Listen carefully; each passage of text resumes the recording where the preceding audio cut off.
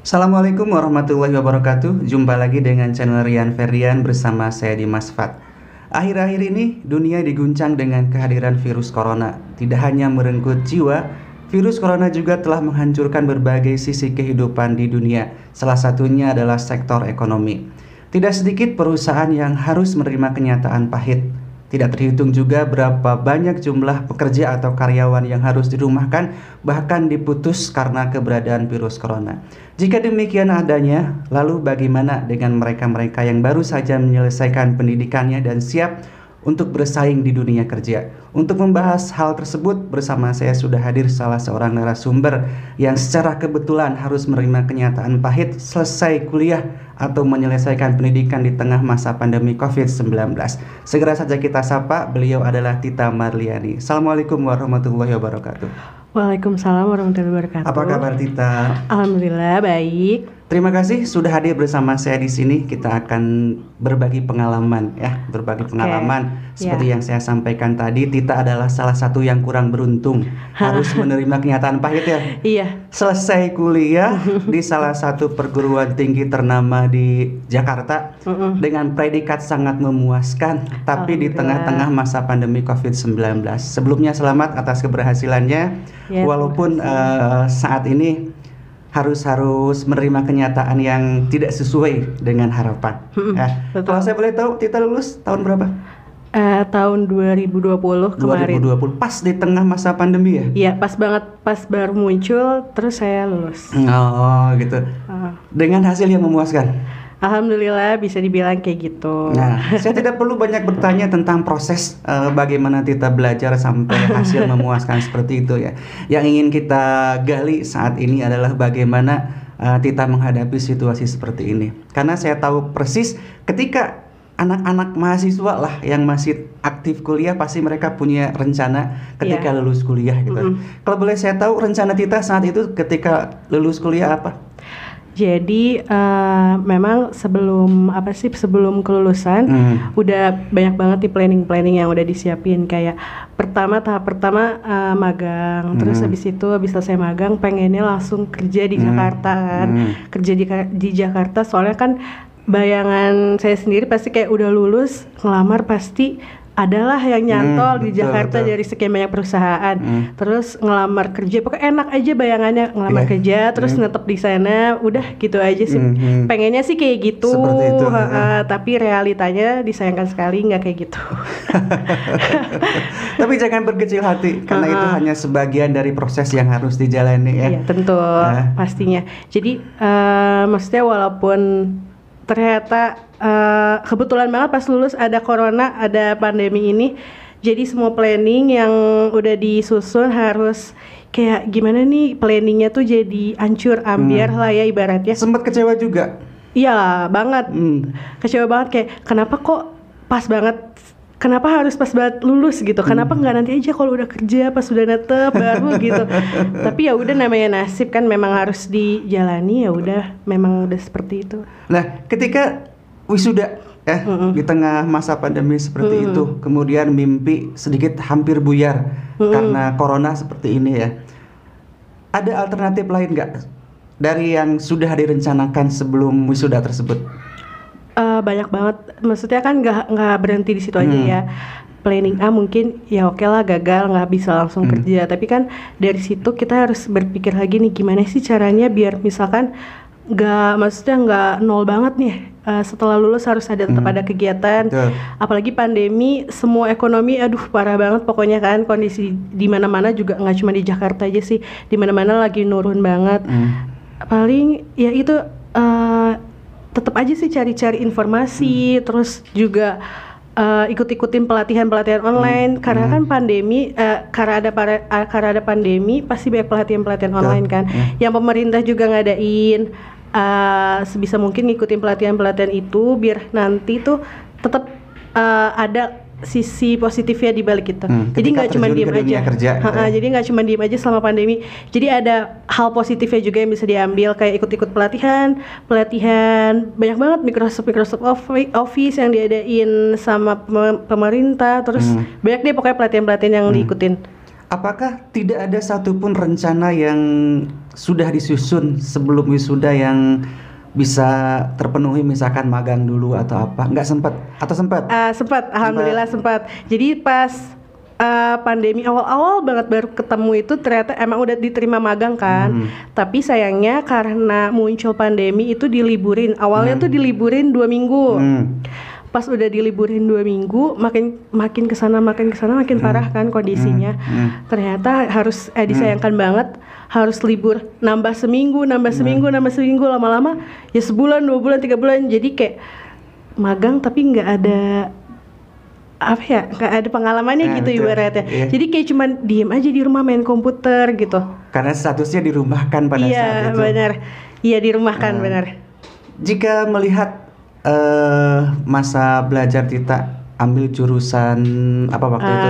S1 manajemen. S1 manajemen, seharusnya bisa bekerja di dunia perbankan atau lembaga keuangan lainnya gitu ya. Berharap. Memang harapannya seperti itu. Iya banget. Pokoknya lulus magang, kan kebetulan juga magang di salah satu bank BUMN. Pengen banget nanti setelah terus deh gitu. Terus deh di lembaga keuangan. Pokoknya emang cita-citanya kan ke situ. Karena memang passionnya juga ngerasa di bidang keuangan. Jadi merasa mampu, jadi kayak pasti bisa. Tapi ya Allah berkata lain. Iya betul. Mudah-mudahan ini tidak menjadikan patah semangat Tita dan teman-teman yang lain yang kebetulan memang menerima kenyataan seperti ini ya. Dan baik teman-teman, sebelum kita lanjutkan perbincangan, kita akan coba melihat sedikit potret kenangan dari Tita Marliani. Foto-foto wisuda ada ya? Iya ada dong. Nanti kita tayangkan untuk teman-teman semuanya ya.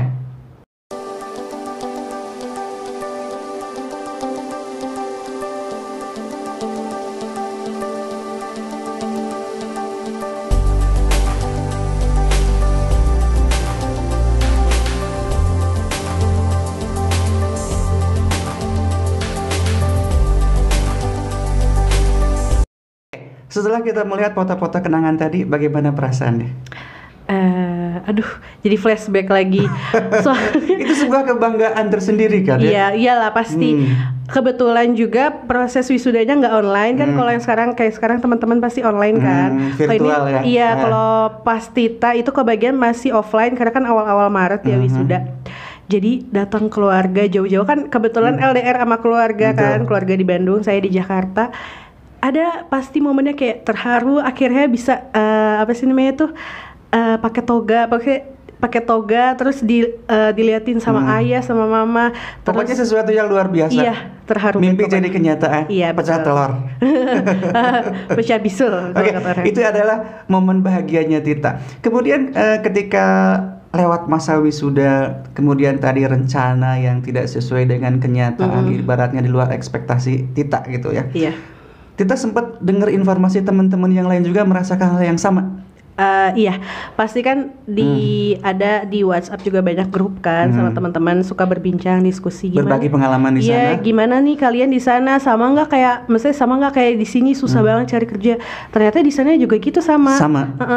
Mereka udah kayak lempar sana lempar sini, lamaran kerja ke sana ke sini tetap aja susah. Karena kan ya pada dasarnya perusahaan-perusahaan pada waktu itu kan pada motong karyawan. Betul. Ya. Jadi ya ada sih tapi yang bisa masuk, tapi itu aduh susah banget deh pokoknya. Kayak ibaratnya 1:100 yang masuk. Karena seperti yang saya sampaikan tadi, jangankan untuk menambah pekerja baru atau pegawai baru ya, yang lama saja sebagian besar dirumahkan atau bahkan ada yang langsung diberhentikan karena kondisi perusahaan yang memang sangat memprihatinkan. Iya, betul sekali. Kemudian ketika sudah sadar bahwa harapan saya tidak sesuai dengan kenyataan, kemudian mengubah rencana dari awal ingin bekerja ini itu, mengisi waktu luang dengan cara apa? Kebetulan di rumah ikut organisasi, jadi sedikit ada gunanya lah ternyata. Diam di rumah ya bisa bantu-bantu lingkungan sekitar, terus juga paling kesibukannya ya bantu-bantu orang tua. Jadi tapi lebih itu sih quality time sama keluarga, karena kan dulu tuh nggak pernah jauh dari keluarga. Iya. Jadi sempat tergantikan momen yang hilang. Iya, alhamdulillahnya. Setiap ada event-event apapun pasti kayak di kosan sendiri, tapi sekarang alhamdulillah bisa bercengkrama sama keluarga. Oke. Selain perasaan kecewa yang muncul karena apa yang diharapkan tidak sesuai dengan kenyataan gitu. Perasaan apa lagi sih yang sebetulnya Tita rasakan saat itu? Kecewa banget. Itu Salah udah satunya pasti, kecewa. ya. Kemudian yang lain? Sedih karena nggak bisa meneruskan harapan orang tua. Harusnya gitu Iya, ya. harusnya orang tua pasti berharapnya anak selesai kuliah bisa bekerja, syukur-syukur bisa membantu orang tua. Iya, gitu betul. ya. Itu sedih banget pasti. Terus yang ketiga, tapi ada rasa syukurnya juga karena alhamdulillah masih dikasih kesehatan sampai saat ini. Nggak kayak banyak kan orang-orang sekarang tuh kesehatan susah banget ya, apalagi masa-masa kayak gini. Jadi ada senangnya, ada sedihnya, ada kecewanya. Yang pasti semua dihadapi dengan rasa bahagia. Iya. Diterima, disyukuri apapun yang terjadi. Betul, gitu ya. ikhlas Yang penting aja. kita sudah berusaha semaksimal mungkin, berdoa serahkan sama yang di atas. Ketika hasilnya seperti ini, itu adalah di luar keinginan kita, Betul. tapi kita syukuri gitu Iya. ya. Syukuri aja. Nah, kemudian support orang tua, keluarga dalam situasi seperti ini bagaimana? Alhamdulillah keluarga selalu support. Alhamdulillah saya ada di keluarga yang nggak nyuruh. Kamu harus kerja, selesai buruan. kuliah, Betul. kamu harus kerja gitu. Iya. Kembalikan yang dulu itu enggak ya? Enggak, alhamdulillah enggak yang kayak gitu. Karena kan kalau masa-masa kayak gini harusnya jangan stres ya. Maksudnya dibantu sama doa orang tua, alhamdulillah. Mereka mendukung sepenuhnya. Iya, mendukung selama masih berkegiatan positif, ya udah nggak apa-apa. Memang udah jalannya kayak gitu. Toh memang saya sendiri juga udah kayak ada beberapa kesempatan perusahaan-perusahaan lain sempat manggil, terus sempat interview, sempat tes psikotes segala macam. Jadi maksudnya kalau misalkan kata ayah atau kata mama, selama kamu berusaha dan gak diam, ya udah nggak apa-apa. Memang itu belum rezeki aja. Iya betul. Itu adalah salah satu yang diharapkan oleh Tita dan teman-teman yang mengalami nasib yang sama gitu ya. Support dan dukungan dari keluarga memang pasti. sangat-sangat berarti. Jadi tidak membuat kita terpuruk dalam situasi seperti ini. Kemudian adakah rencana lain untuk mengisi kekosongan selain aktif berorganisasi, kemudian sosialisasi dengan teman-teman di lingkungan tempat tinggal, quality time dengan keluarga, hal lain, hal positif yang mungkin ada dalam benak saat ini? Belum ada sih. Belum ada ya? Pokoknya pengen mengalir saja gitu. Ketika ada pengen kesempatan ikutin aja. apa ikuti. Iya gitu. benar. Ada kesempatan ikut ke sini ambil, ikut ke situ ambil. Pokoknya selama positif dan gak merugikan lingkungan sekitar, orang lain atau keluarga pasti diambil. Oke. Itu adalah salah satu cerminan yang bagus, yang positif teman-teman semuanya. Karena bagaimanapun juga dalam situasi apapun sebaiknya kita bisa menyesuaikan diri. Gitu Iya betul. Tidak menjadikan kita lebih terpuruk, putus asa. Terlebih dalam situasi seperti ini, harusnya saya sudah bekerja, harusnya saya sudah mendapatkan penghasilan, tapi kenyataannya seperti ini. Itu tidak menjadikan Tita menjadi sosok yang berbeda gitu ya. Tetap jadi sosok yang bersyukur, sosok yang rendah hati, yang sabar, tapi tetap berusaha semaksimal mungkin bagaimana caranya agar semua rencana, semua keinginan, semua cita-cita bisa terwujud gitu ya. Iya betul. Pesan untuk teman-teman yang senasib mungkin ada? Tetap semangat. Usaha terus, pasti usaha tidak mengkhianati hasil. Berdoa jangan lupa. Karena pasti kita akan menuju kebahagiaan kita sendiri. Mau kayak gimana pun jalannya, tungguin aja, pasti kebahagiaan itu datang mau kapanpun itu. Maksudnya jangan menargetkan target harus, tapi jangan memforsir diri sendiri, harus ada batasnya. Menyesuaikan dengan kemampuan intinya. Iya betul, dan keadaan juga. Oke, itu sesuatu yang baik yang perlu saya camkan. Target itu harus sesuai dengan kemampuan. Ibaratnya tidak memaksakan diri. Lihat dulu kayak situasi sekarang. Boleh sih punya mimpi tinggi-tinggi, tapi harus disesuaikan juga gitu.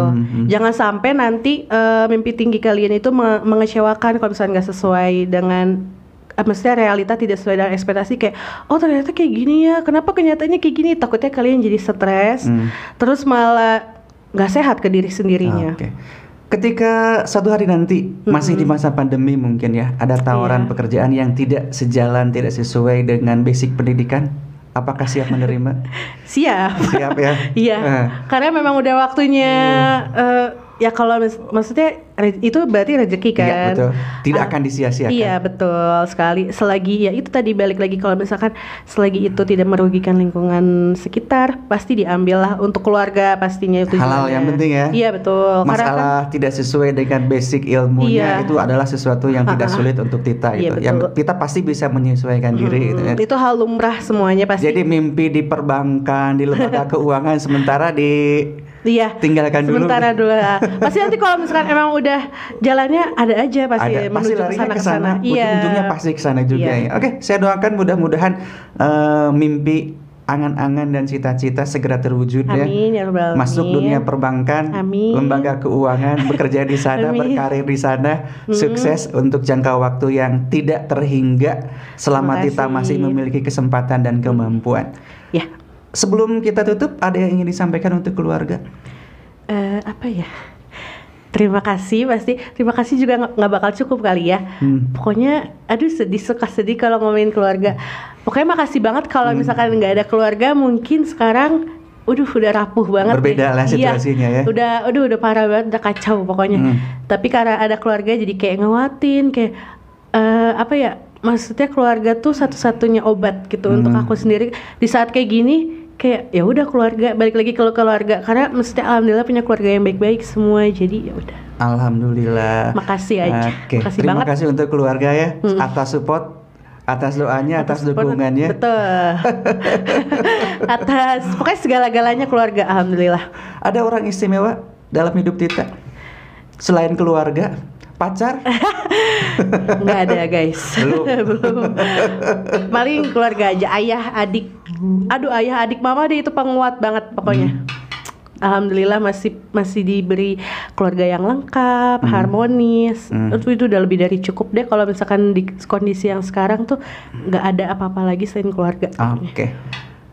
Dari sini saya bisa menyimpulkan bahwa Tita adalah sosok yang bisa menerima kenyataan ya, bisa menerima kenyataan dalam situasi seperti apapun gitu, tidak meronta-ronta memaksakan diri untuk menggapai sesuatu yang belum saatnya tiba gitu. Mudah-mudahan ini jadi modal bagi Tita di kemudian hari agar Tita bisa segera mewujudkan segala keinginan membuat bangga orang tua. Amin, ya Rabbal Alamin.